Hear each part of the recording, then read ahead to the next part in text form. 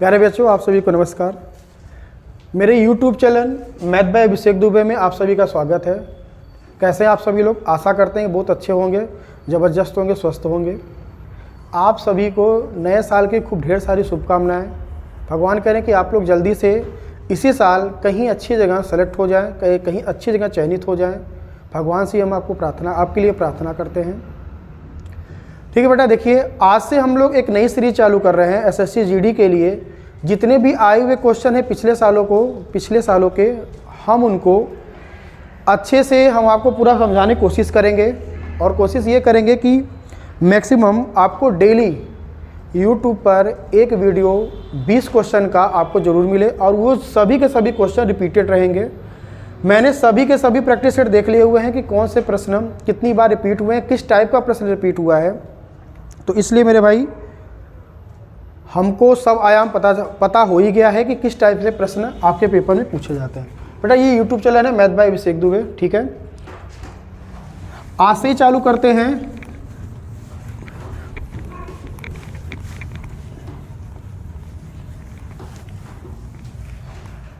New year पर पहला video, पहली बार हम वीडियो बना रहे हैं इस पर, ठीक है बेटा। पहली बार कैमरा को फेस कर रहे हैं। ऑफलाइन क्लासेस तो मेरी ढेर सारी चलती हैं, 7 घंटे 8 घंटे की ऑफलाइन क्लासेस चलती हैं। तो ऑफलाइन क्लासेस के बाद इतना समय नहीं मिल पाता है कि रोज डेली एक प्रैक्टिस सेट कराया जाए। इसलिए इस सीरीज़ की शुरुआत इसलिए किए हुए हैं क्योंकि हम आपको डेली एक सेट प्रैक्टिस सेट का दे सकें, ठीक है बेटा। जैसे एक प्रश्न है, और जितने भी प्रश्न कराएंगे सब आपके एसएससी जीडी में पूछे हुए हैं। कोई 2019 का रहेगा, कोई 2020 का रहेगा। देखिए मेरे भाई, ये प्रश्न है, यदि P Q से 40% कम है तो Q P से कितने प्रतिशत अधिक है।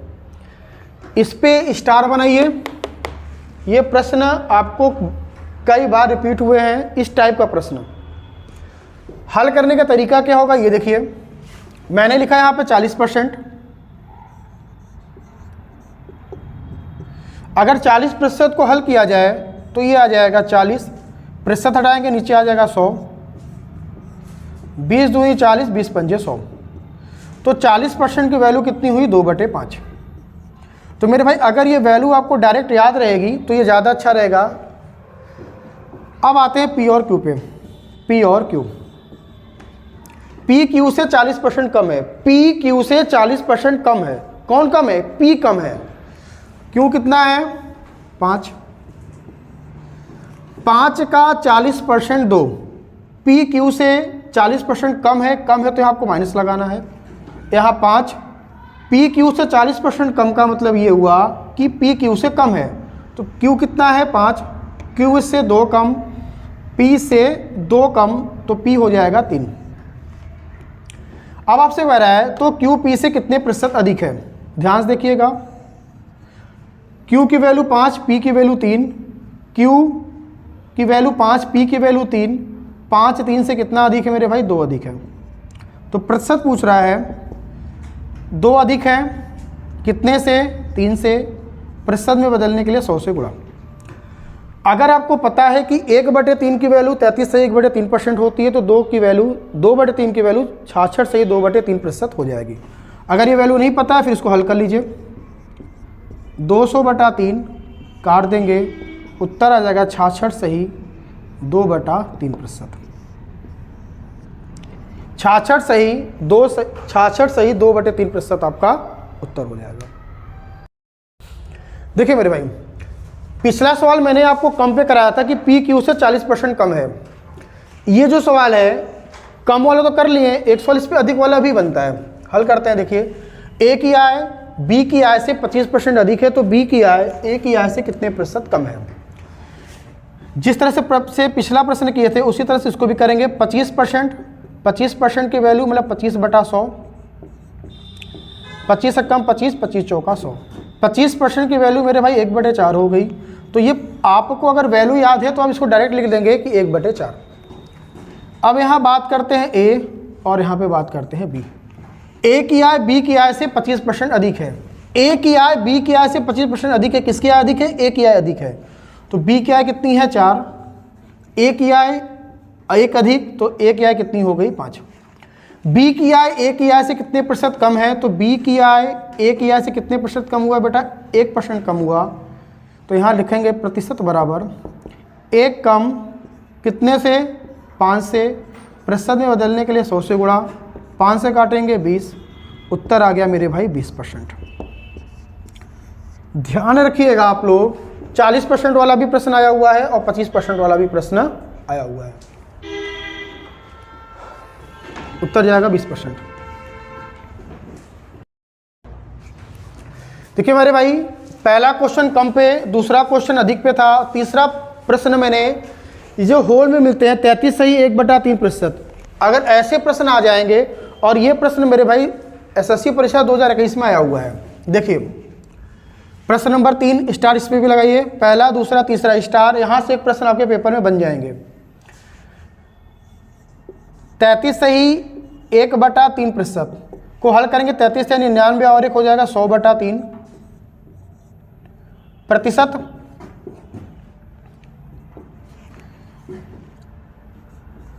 सौ बटा 3 ये प्रतिशत हटाएंगे, नीचे 100 आ जाएगा, 100 एक कम 100 से कट गया, नीचे ये आ जाएगा 1/3। तो आपको ये वैल्यू ध्यान रखनी है कि 33 सही 1/3% की वैल्यू होती है 1/3। ऑप्शन मेरे भाई लिख दे रहा हूं मैं, ए है 20%, बी है 30%, सी है 25%, डी है 50%। एसएससी जीडी परीक्षा 2021 में भी यह प्रश्न मेरे भाई आया हुआ है। तो क्या करेंगे मेरे भाई, माइनस लगा देंगे। यहाँ पर 3 है तो 1 कम हो गया, कितना हो गया 2।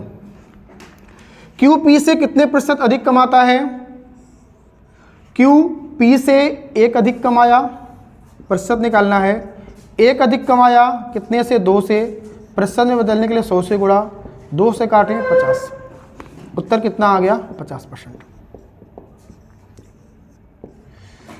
3 मैंने करा दिए, एक कमी पर, एक वृद्धि पर, और जो मैंने करा दिया मेरे भाई होल वाले जो फ्रैक्शन वाले वैल्यू होते हैं इस पर। तो ये ध्यान रखेंगे, अगर आपको प्रतिशत वैल्यू याद है को अच्छे से याद होनी चाहिए। देखिए आपको काम हो जाएगा, मैंने अभी कराया था आपको 25% वाला, अभी काम हो जाएगा। अगर 20% कहेगा तब भी काम हो जाएगा। 33 से 1/3% कहेगा तब पर भी इसकी वैल्यू कितनी होगी, 1/3। तो ये ध्यान रखिएगा, छोटी सी फ्रैक्शन वैल्यू होती है, आपको याद होनी चाहिए। होती है तो खूब ढेर सारी, 1/12 बराबर 8 से 1/3%, 1/13 बराबर 7 से 9/13%, 1/14 बराबर 7 सही 1/7%, 1/15 बराबर 6 सही 2/3%। ऐसे वैल्यू खूब ढेर सारी होती हैं, हम इन सब वैल्यू को पढ़ेंगे, ठीक है मेरे भाई। लेकिन अभी आपके एग्जाम के लिए, जीडी के लिए इतने अगर आपको याद हैं तो आपका काम आसानी से हो जाएगा। क्वेश्चन नंबर 4 देखिएगा, समय कार्य का प्रश्न है। एक अनिल, दीपक तथा दिनेश मिलकर एक कार्य को 35 दिन में पूरा कर सकते हैं। अनिल तथा दिनेश मिलकर समान कार्य को 60 दिन में पूरा कर सकते हैं। दीपक अकेला समान कार्य को कितने दिन में पूरा कर सकता है। चलिए देखिए, अनिल प्लस दीपक प्लस दिनेश मिलकर एक कार्य को 35 दिन में कर सकते हैं मेरे भाई। अनिल प्लस दिनेश मिलकर इस कार्य को 60 दिन में कर सकते हैं। दीपक अकेला उस कार्य को कितने दिन में करेगा, ये आपसे पूछ रहा है। मैंने माना x दिन में करेगा। चलिए हल करते हैं इसको मेरे भाई। यहाँ पर एलसीएम लीजिए 35 और 60 का, तो आ जाएगा 35 गुणित 60। ये आता है कुल कार्य, ये आता है कुल कार्य। अगर कुल कार्य में हम दिन से भाग देंगे मेरे भाई, तो यहाँ आता है क्षमता। कुल कार्य में दिन से भाग देंगे तो यहाँ पर आ जाएगा मेरे भाई क्षमता। 35 से 35 कटेगा, 60 आ गया। 60 से 60 कटेगा मेरे भाई, 35 आ गया। अब आप हमें बताइए, अगर हम अनिल दीपक दिनेश में है, अगर अनिल दीपक दिनेश की क्षमता 60 में से अगर अनिल दिनेश की क्षमता 35 घटाएं तो क्या दीपक की क्षमता 25 आ जाएगी। पूछ रहा है दीपक काम को कितने दिन में करेगा, तो दीपक का दिन, दिन बराबर कुल कार्य बटे क्षमता, कुल कार्य 35 गुणित 60, क्षमता दीपक 25, दीपक की क्षमता 25, 5 सते 35, 5 पूरे 25, 5 से काटे 12, 12 सते 84 दिन।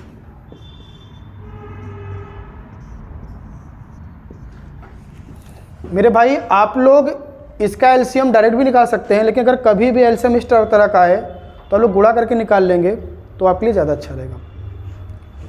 तो मेरे भाई दीपक कितने दिन में करेंगे? 84 दिन में करेंगे।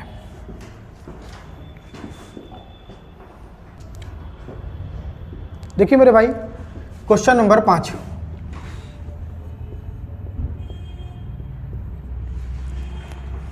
एक शंकु की ऊंचाई 16 सेमी है। एक शंकु बनाते हैं, चलिए मेरे भाई देखिए यहां पर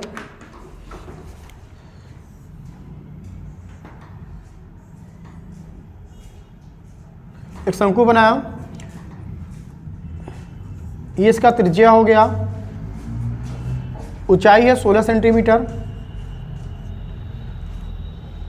एक शंकु की ऊंचाई 16 सेंटीमीटर, उसके आधार की त्रिज्या 30 सेंटीमीटर, आधार की त्रिज्या 30 सेंटीमीटर। इसे रंगने की दर 14 रुपये प्रति वर्ग सेमी है, तो शंकु को बाहर से रंगने में कुल कितना खर्चा आएगा? देखिए बेटा, शंकु का मतलब ये होता है बर्थडे वाली टोपी। शंकु का मतलब ये होता है कि बर्थडे वाली टोपी। शंकु इस टाइप का होता है, इसे रंगने में कितना खर्च आएगा? तो जब आप शंकु को बाहर से रंगेंगे तो मेरे भाई इसके वक्र वाले भाग को रंग रहे हैं, और वक्र वाले भाग को रंगने का मतलब क्या हुआ कि यहाँ क्या निकलेगा? वक्र पृष्ठ। वक्र पृष्ठ और संपूर्ण पृष्ठ में आपको थोड़ा सा अंतर समझा दें मेरे भाई। अगर ये कहता कि शंकु को बाहर से प्लस इसका आधार भी रंगा गया है तो हम वक्र पृष्ठ भी लेते हैं प्लस आधार लेते हैं, तो वहाँ पर वक्र पृष्ठ प्लस आधार क्या हो जाता है? आपका संपूर्ण पृष्ठ। जैसे एक बेलन है, बेलन का मतलब हो गया जैसे कोई डिब्बा है, आपके घर कोई सिलेंडर है, वक्र पृष्ठ निकलने का मतलब ये होगा कि आप उसको वक्र वाले भाग को जब रंगेंगे। संपूर्ण पृष्ठ का मतलब कि बेलन का ऊपर वाला भी भाग रंग रहे हैं और नीचे वाला भी भाग रंग रहे हैं। इसी तरीके से यहाँ पर शंकु की बात हो रही है, और शंकु में यहाँ कह रहा है इसे रंगने की दर 14 रुपये प्रति वर्ग सेमी है, तो शंकु को बाहर से रंगने में कुल कितना खर्च आएगा? शंकु बाहर से रंगने का खर्च मतलब वक्र पृष्ठ, नीचे रंगने की बात नहीं कर रहा है। तो यहाँ क्या निकलेगा मेरे भाई? वक्र पृष्ठ। नीचे रंगने के लिए कहता तो निकलता संपूर्ण पृष्ठ। देखिए आपको बता दें मेरे भाई, ये ऊंचाई हो गई, ये ऊंचाई, ये त्रिज्या, ये आपका एक समकोण त्रिभुज बन गया। समकोण त्रिभुज ये क्या हो जाएगा? आपका कर्ण। ये कर्ण हो जाएगा। जब कभी भी शंकु का प्रश्न आया तो इसे बोलते हैं तिर्यक ऊंचाई या तिरछी ऊंचाई।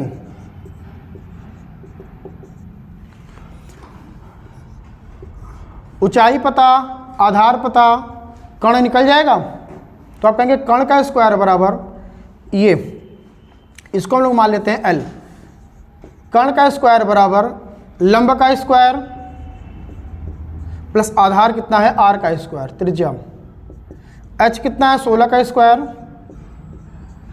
R 30 का स्क्वायर, 16 का स्क्वायर 256, 30 का स्क्वायर 900, जोड़ दिए 1156।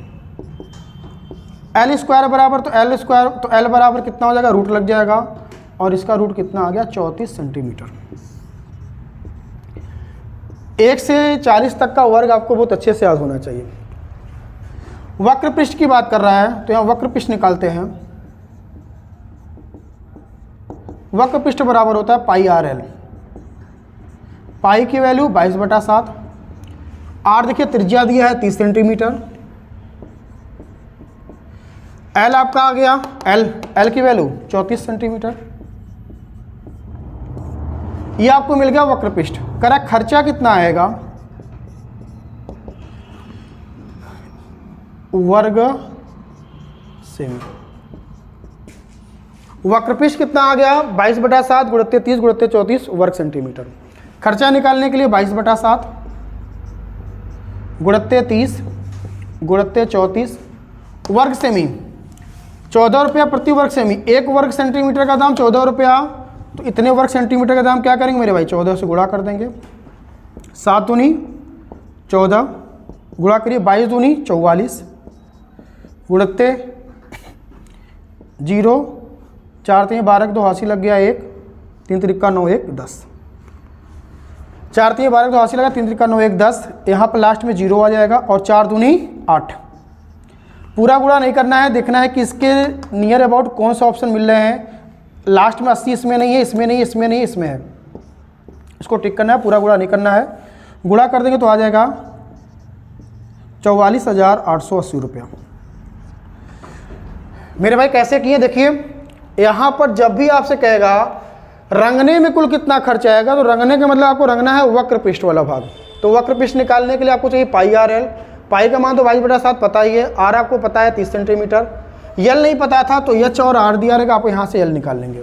यल कितना आ गया, यहाँ से निकाल दिए, एल स्क्वायर बराबर H square plus R square, 16 का स्क्वायर 30 का स्क्वायर 256, 900 जोड़ दिए, 1156 कितना आ गया 34 सेंटीमीटर, ये आपका एल आ गया। ये आपका वक्रपृष्ठ आ गया। खर्चा निकालने के लिए वक्रपृष्ठ में 1 वर्ग सेंटीमीटर का दाम दिया हुआ है 14, तो यहाँ पर 14 से गुणा कर दिए, 7 से काट दिए, 2 आया, 22 गुणते 2 44, 30 गुणते 34, 1020 में गुणा किए 44 से, 44,880 रुपया। आपके पेपर में यहाँ से प्रश्न बनेंगे कम से कम 2-3 बनेंगे, अगर 2 आए तो 4 नंबर, 3 आए तो 6 नंबर। जो भी प्रश्न बनेंगे फॉर्मूला बेस्ड प्रश्न रहेंगे, अगर आपको फॉर्मूला अच्छे से आते तो प्रश्न हो जाएगा।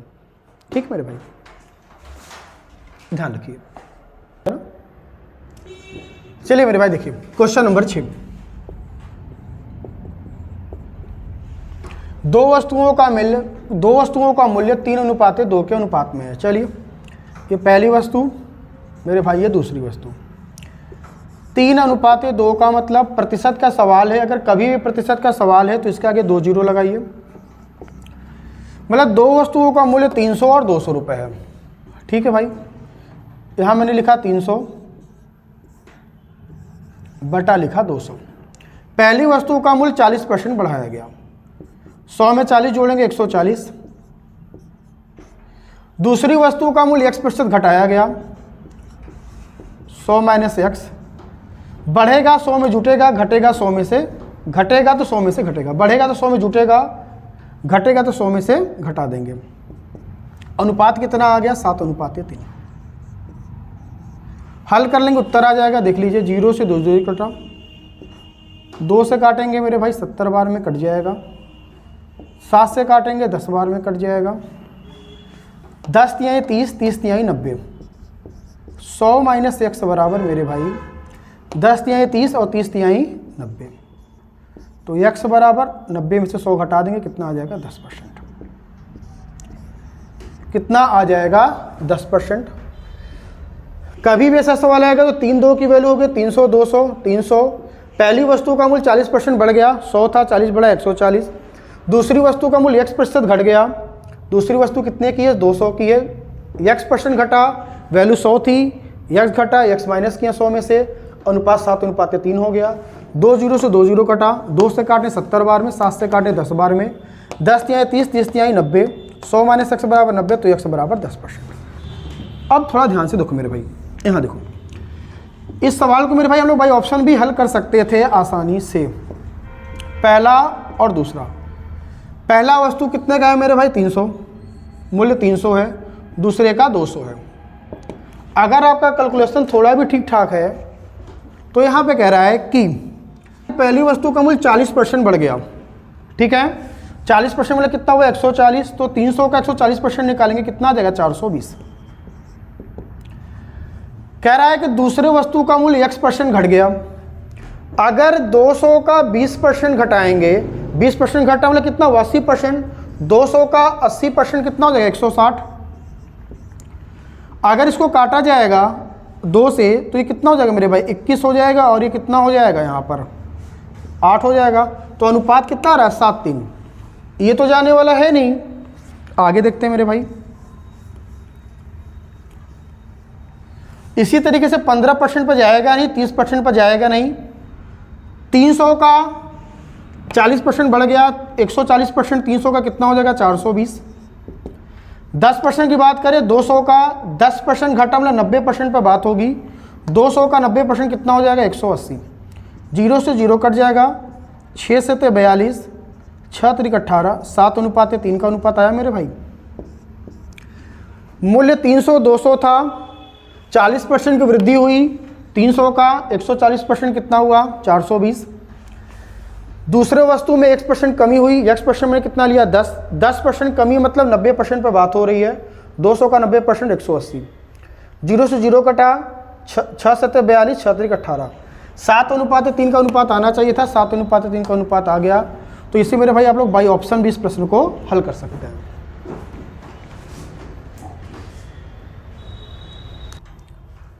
देखिए मेरे भाई क्वेश्चन नंबर 7।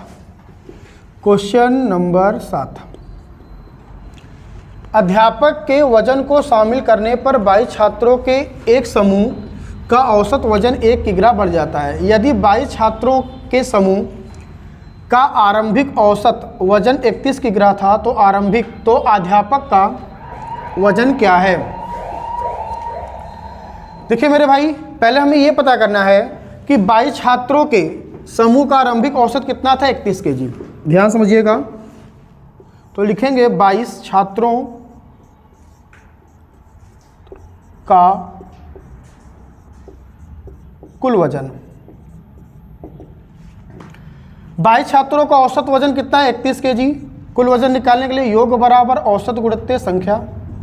औसत 31, संख्या 22, गुणा कर देंगे 22 एकम 22 की 2 हासिल लग गया 2, 22 दूनी 66 और 2 कितना हो गया 68।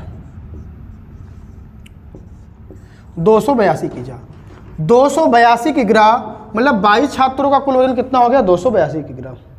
ठीक, अब क्या करा है, अध्यापक के वजन को शामिल करने पर 22 छात्र थे, एक जब अध्यापक को शामिल करेंगे तो ये 22 से कितने हो जाएंगे मेरे भाई 23।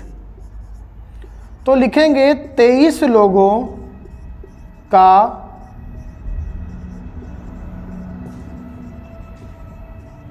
कुल वजन। अध्यापक के वजन को शामिल करने पर 22 छात्रों के एक समूह का औसत 1 किग्रा बढ़ जाता है। 22 लोग थे, 22 छात्र थे, एक अध्यापक आए, 23 लोग हो गए। औसत कितना बढ़ गया 1 किग्रा। पहले औसत कितना था मेरे भाई 31 किग्रा था, 1 किग्रा औसत बढ़ा तो कितना हो गया 32 किग्रा। तो अब 23 लोगों का कुल औसत वजन ध्यान देंगे तो योग बराबर औसत गुणित संख्या कितनी होगी 23। 23 दूनी 46 की 6 हासिल लग गया 4, 23 तिहाई 69 और 4 कितना हो गया 73।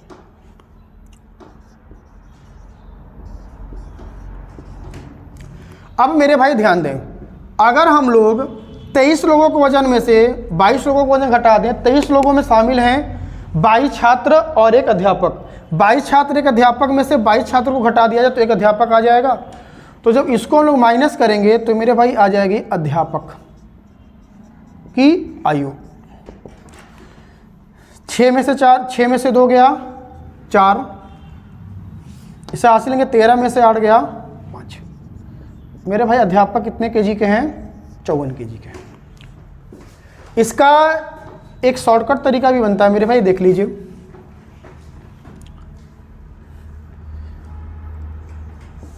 बाईस छात्रों का औसत वजन कितना है 31 केजी। एक अध्यापक आया 23 हो गए। अगर अध्यापक भी 31 किलो का आया होता, अगर अध्यापक भी 31 किलो का आया होता तो औसत में कोई वृद्धि तो होती नहीं, लेकिन अध्यापक आने से औसत में 1 केजी की वृद्धि हो गई तो औसत कितना हो गया मेरे भाई 32। मतलब इस अध्यापक ने पूरे क्लास का वजन 1-1 किलो बढ़ा दिया। ये जो अध्यापक जो 31 किलो का अगर आया होता तो औसत में वृद्धि तो होती नहीं, अध्यापक 31 किलो से अधिक का आया इसलिए औसत में मेरे भाई 1 केजी की वृद्धि हो गई। जब अध्यापक आने से 1 किलो की वृद्धि हुई, औसत में 1 किलो की वृद्धि हुई तो बेटा सब में 1 किलो की वृद्धि हुई होगी। औसत वजन बढ़ने का मतलब ये होता है, सभी का औसत वजन बढ़ने का मतलब ये होता है कि अगर 23 लोग हैं और अध्यापक 1 किलो का अतिरिक्त वजन लेकर आया तो सबका वजन 1 किलो बढ़ जाएगा। अगर अध्यापक के आने से वजन 1 किलो घटता तो 23 का 23 लोगों का वजन घट जाता, लेकिन यहाँ तो बढ़ रहा है। तो मेरे भाई 23 लोग हैं, सबका वजन 1-1 किलो बढ़ेगा तो क्या वजन 23 केजी बढ़ जाएगा। क्या वजन 23 केजी बढ़ जाएगा। पहले वजन कितना था 31 kg, 23 kg का ये एक्स्ट्रा वेट लेकर आ रहा है, तो इसको जोड़ देंगे मेरे भाई, ये आ जाएगा 54 kg।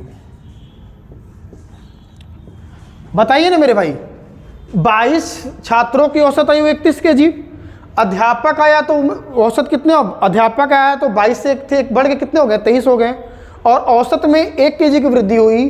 तो जब औसत में 1 kg की वृद्धि होगी तो सब लोग में 1 kg की वृद्धि होगी, 23 के 23 लोग में, तो एक लोग में 1 kg की वृद्धि, तो 23 लोग में 23 kg की वृद्धि, 31 में 23 kg को जोड़ देंगे, आ जाएगा 54 kg उत्तर। मेरे भाई ये आपका बेसिक तरीका था और ये आपका कॉन्सेप्चुअल तरीका था, थॉट प्रोसेस था ये।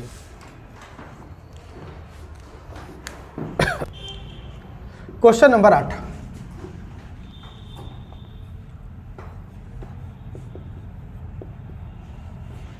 एक थैले में 1 रुपये, 2 रुपये तथा 5 रुपये के मूल्य वर्ग के रूप में 420 रुपये हैं। 1 रुपये, 2 रुपये तथा 5 रुपये के सिक्कों की संख्या 8:1:5 के अनुपात में है। थैले में 5 रुपये के कितने सिक्के हैं? देखिए मेरे भाई ध्यान से, यहाँ पर दिया है 1 रुपये, 2 रुपये और 5 रुपये। सिक्कों की संख्या दिया है, तो यहाँ पर हम लिखेंगे संख्या 8:1:5, 8:1:5। यहाँ से हम पता करेंगे मूल्य, यहाँ से हमें मूल्य ही निकल कर आएगा। समझिएगा, संख्या 1 रुपये के 8 सिक्के, संख्या मतलब 1 रुपये के 8 सिक्के। अगर 1 रुपये के 8 सिक्के तो कुल कितने रुपए हुए हैं? 8 रुपये। 2 रुपये वाले एक सिक्के कितने रुपए? 2 रुपये। 5 रुपये वाले 5 सिक्के कितने रुपए? 25 रुपये। 1 रुपये वाले 8 सिक्का मतलब 8 रुपया, 2 रुपये वाले एक सिक्का 2 रुपया, 5 रुपये वाले 5 सिक्के मतलब 25 रुपये। बेटा अगर इनका टोटल मूल्य गिना जाए, इनका टोटल मूल्य देखा जाए तो 25 और 2 27, 27 और 8 कितना हो गया? 35। टोटल मूल्य यहाँ पर 35 रुपया, और टोटल मूल्य आपके कॉपी में कितना, आपके बोर्ड पे कितना दिया है बेटा? 420 रुपया। 35 की वैल्यू 420, तो आपसे कह रहा है कि 5 रुपये के कितने सिक्के हैं बेटा, इसकी वैल्यू पूछ रहा है।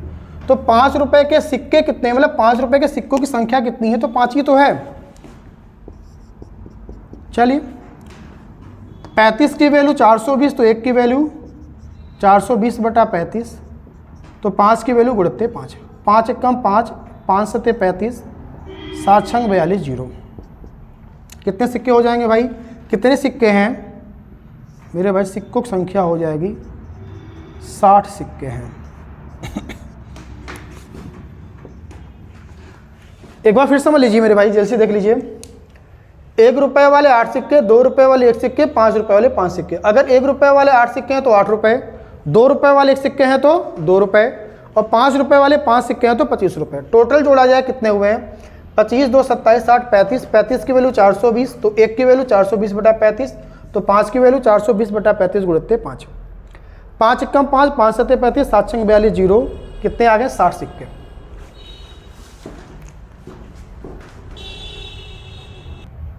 देखिए भाई क्वेश्चन नंबर 9, मनीष ने 225 रुपये प्रति हिसाब की दर से किताब खरीदी तथा 162 रुपये प्रति किताब की दर से उन्हें बेच दिया। 7 किताबें बेचने पर हानि क्या होगी? मतलब बेटा प्रति किताब मतलब एक किताब,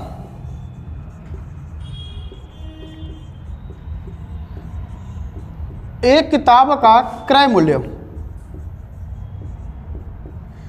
मनीष ने 225 रुपये प्रति हिसाब की दर से किताबें खरीदी, तो एक किताब का क्रय मूल्य कितना दिया है? कहेंगे सर 225 रुपये,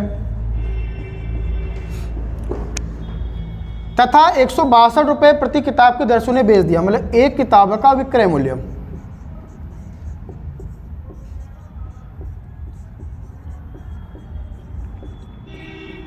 का विक्रय मूल्य कहेंगे सर 162 रुपये। तो अगर हम लोग यहां से क्रय मूल्य से विक्रय मूल्य घटाएं तो क्या आएगा, हानि आएगा। तो लिखेंगे एक किताब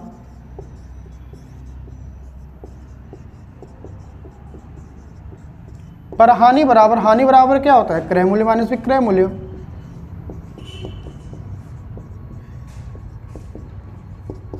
क्रय मूल्य 225 रुपये, विक्रय मूल्य 162 रुपये, घटा देते हैं। 5 में से 2 गया 3 और 12 में से 6 गया 6।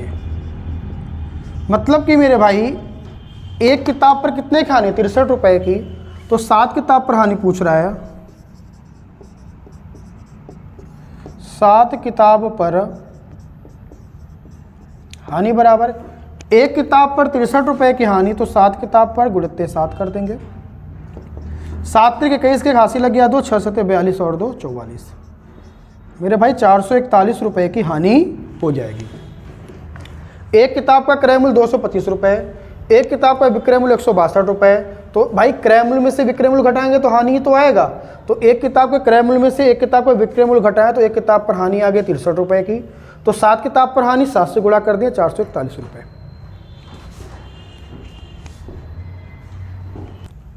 देखिए भाई क्वेश्चन नंबर 10, एक राशि साधारण ब्याज पर 5 वर्षों में 10,650 रुपये तथा 6 वर्षों में 11,076 रुपये हो जाती है।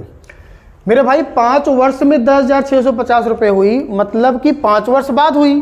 5 वर्ष बाद का मतलब हुआ कि मूलधन प्लस ब्याज।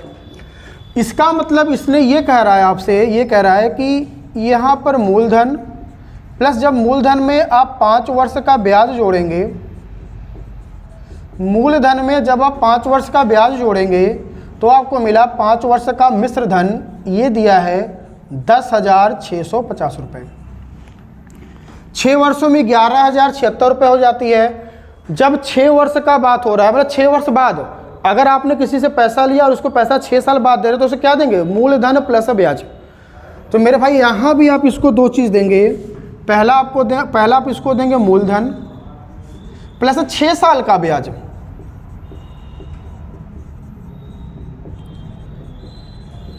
छः वर्ष का ब्याज।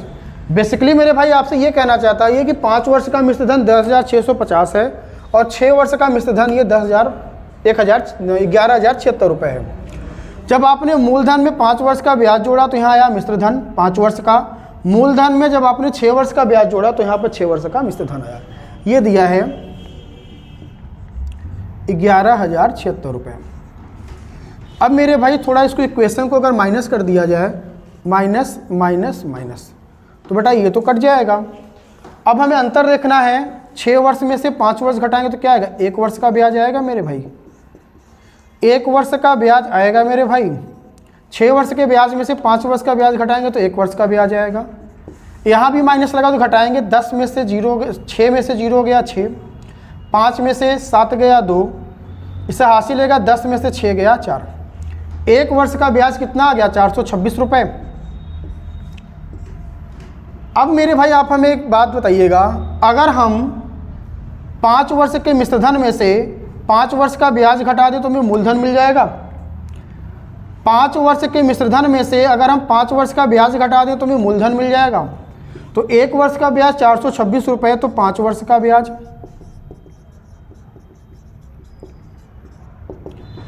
कहेंगे सर 426 में 5 से गुणा कर दीजिए, आ जाएगा। 6 पंजे 30 की 0 हासिल लग गया 3, 5 दूनी 10, 3 13 के 3 हासिल लग गया 1, 4 पंजे 20 और 1 21। ये 5 वर्ष का ब्याज आ गया। तो हमें निकालना है मूलधन। मूलधन निकालने के लिए हम 5 वर्ष के मिश्रधन में से 10,650 में से 5 वर्ष का ब्याज घटा देंगे। 5 वर्ष के मिश्रधन में से 5 वर्ष का ब्याज घटाएंगे 2,130 रुपये। 0 में से 0 गया 0, 5 में से 3 गया 2, 6 में से 1 गया 5 और 10 में से 2 गया 8। 8,520 रुपये। 8,520 रुपये कैसे किया मैंने एक बार फिर समझ लीजिए मेरे भाई। मूलधन में 5 वर्ष का ब्याज जोड़े तो हमें 5 वर्ष का मिश्रधन पता चला। मूलधन में 6 वर्ष का ब्याज जोड़े तो हमें 6 वर्ष का मिश्रधन पता चला। इसको घटा दिया गया, मूलधन से मूलधन कट गया। 6 वर्ष के ब्याज में से 5 वर्ष का ब्याज घटा, 1 वर्ष का ब्याज आया। 11,076 में से 10,650 घटाया 426 रुपये, ये 1 वर्ष का ब्याज है। हमें पूछ रहा है राशि कितनी है, राशि का मतलब क्या पूछ रहा है, मूलधन। हमने किया क्या मेरे भाई, 10 वर्ष के मिश्रधन में से 5 वर्ष के मिश्रधन में से मैंने 5 वर्ष का ब्याज घटा दिया। 5 वर्ष का मिश्रधन कितना है, 10,650। 5 वर्ष का ब्याज घटाएंगे, 1 वर्ष का ब्याज 426 रुपये, तो 5 वर्ष का ब्याज गुणित 5 2,130 रुपये। 5 वर्ष के मिश्रधन में से मैंने 5 वर्ष का ब्याज घटा दिया, आ गया मूलधन 8,520 रुपये। ये आपको उत्तर चला गया।